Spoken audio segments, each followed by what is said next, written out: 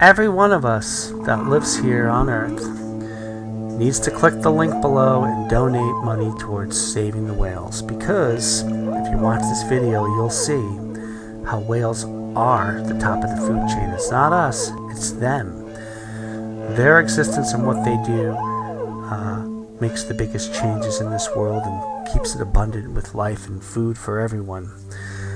So please click the link below and donate towards saving the whales, because by doing so you'll be helping to save the planet and all of us.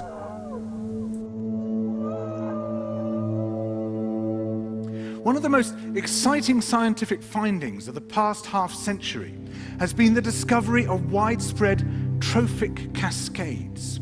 A trophic cascade is an ecological process which starts at the top of the food chain and tumbles all the way down to the bottom. We all know that whales eat fish and krill, and some people, certain politicians in Japan for instance, have argued that killing whales is good for human beings, as it boosts the food available for us to eat. And so you would think. But as the great whales declined, so did the numbers of fish and krill. It seems counterintuitive. Surely their numbers would rise as their major predators disappeared. But it now turns out that whales not only eat these animals, they also keep them alive. In fact, they help to sustain the entire living system of the ocean.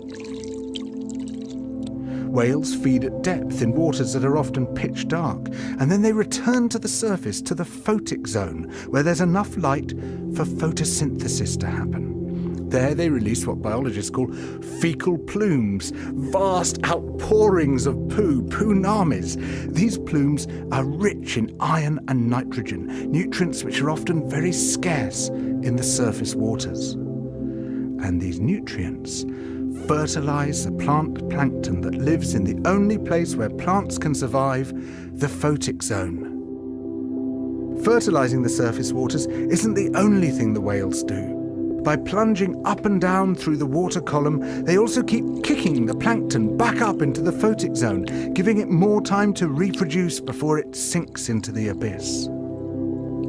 Even today, though whale populations have been greatly reduced, the vertical mixing of water caused by movements of animals up and down through the column of the oceans is astonishingly roughly the same as the amount of mixing caused by all the world's wind and waves and tides. More plant plankton means more animal plankton, on which the larger creatures then feed.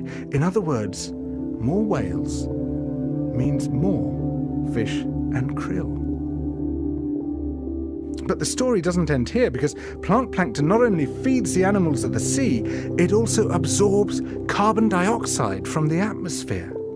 When eventually it sinks to the ocean floor, it takes this carbon out of circulation down to a place where it remains for thousands of years. The more whales there are, the more plankton there is. The more plankton there is, the more carbon is drawn out of the air.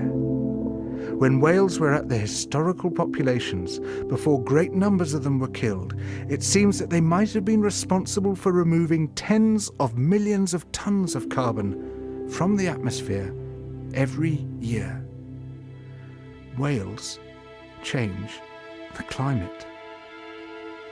The return of the great whales, if they're allowed to recover, could be seen as a benign form of geoengineering.